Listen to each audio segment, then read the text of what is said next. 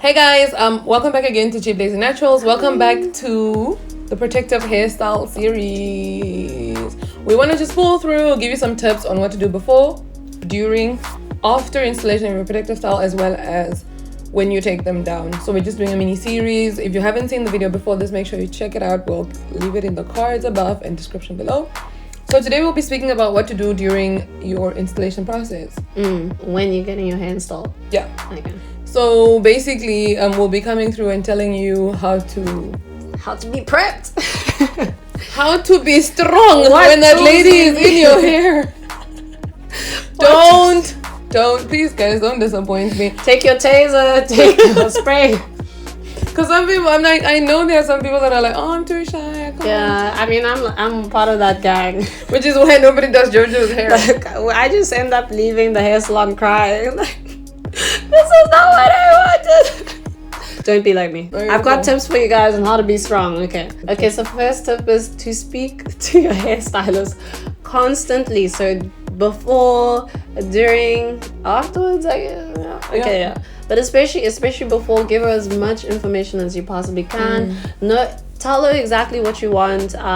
If she's preparing your hair in terms of whether you want your hair to be blow dried or whatever, make sure you let her know how you want your hair to be blow dried before she pulls out that comb that blow dry and starts whipping all your strands out. Just make sure she understands.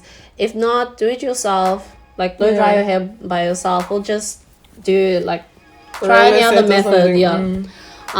So make sure you speak to her during, also while she's braiding your hair. Let her know, okay, no, this is a bit tight, this isn't tight, or that's okay, I don't actually like that, please, my edges, leave them out of this equation.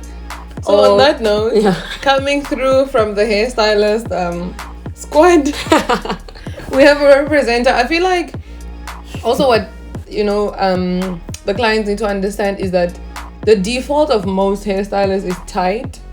Yeah. Because like back in the day, it was like if the style's not tight, it's like, did you even go to the salon, or did you do this at home?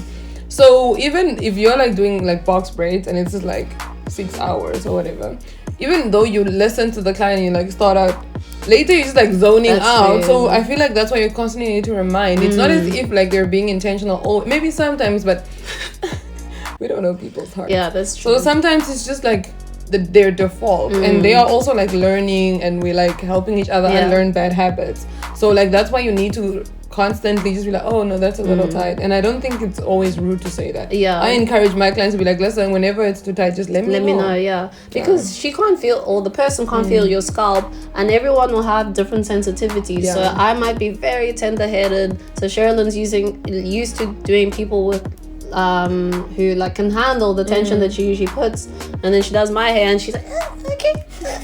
It's like 2 years. So don't be shy about it. Just keep on telling her. If you feel a little bit of attitude, or if you're too scared to be like, leave guys, you're allowed to leave. You're allowed to be like, listen, thank you, but no thanks, I'm good, I'm gonna take these 5 box braids we've done and I'm leaving.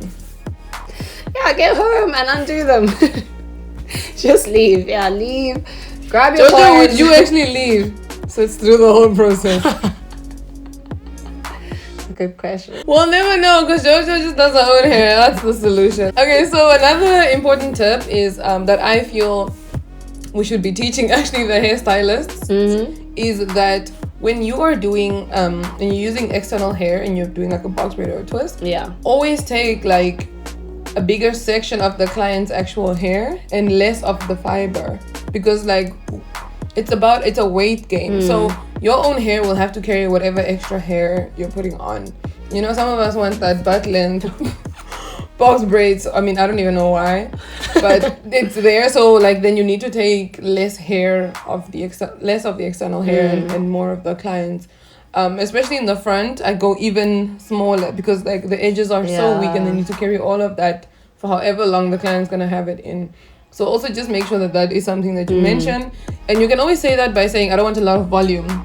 That already forces the hairstylist to just use less true. of the external hair. And also, guys, keep your sizes reasonable.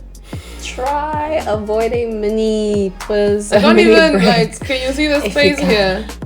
Exactly. This is how some of these twists try.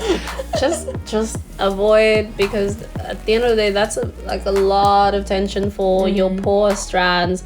And take into consideration the thickness of your strands. If you have thin strands, chances are they can't really stand that much weight. Yeah, anyway. So just keep it reasonable. Yeah. So the other thing is if you also want to venture into, I mean, we're all here for like, you know, cute things, yada yada yada. So maybe you do need your bum length hair, but also remember that then your hair cannot handle it for as long as like if you're a cute little box braids. So if you want to go for weight, just remember that means your time is cut in half, and that means they need to be out in 2 weeks. Basically. So that's one way you can counter. It's not like, oh my gosh, never touching these, but just accommodate for them. Okay, yeah, that's true. Okay, because otherwise in the long run they'll just damage your hair if you keep them for too long. Okay. And remember to always keep switching hairstyles. Yeah, that's important. Yeah. You don't want to apply attention to the same spots all the time. All the time. I think the next thing we need to say is also to make sure, I mean, this depends on whatever style you're doing. If it's not really applicable to braids and twists, if you're getting like a full weave installed, make sure that you somehow have access to your scalp. Yeah. You want to still be able to have access to your scalp so that you can actually treat it during the time that you have your installation. Yeah. I once had a weave, guys. I've had a wave for like once in your life. And like here, it was itching so hard. And I think the lady had pulled the cornrows, so already that was causing things. And I just couldn't get to it. And I remember like there was a day when I just got over it at 12 o'clock at night. I just took them all out. I was like, I don't even care if my hair goes.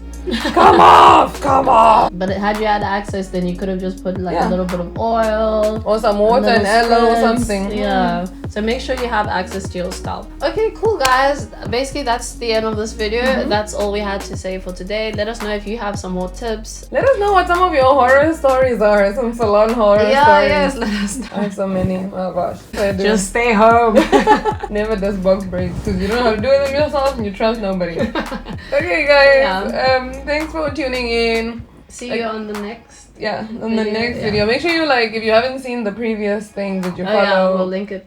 Yeah. Is it that side? Or here. But it will be also below. In the description. Okay, cool. Have a lovely, lovely day. Thanks you guys so much for your support and for tuning in. Remember to subscribe to the channel and hit the notification bell. Adios.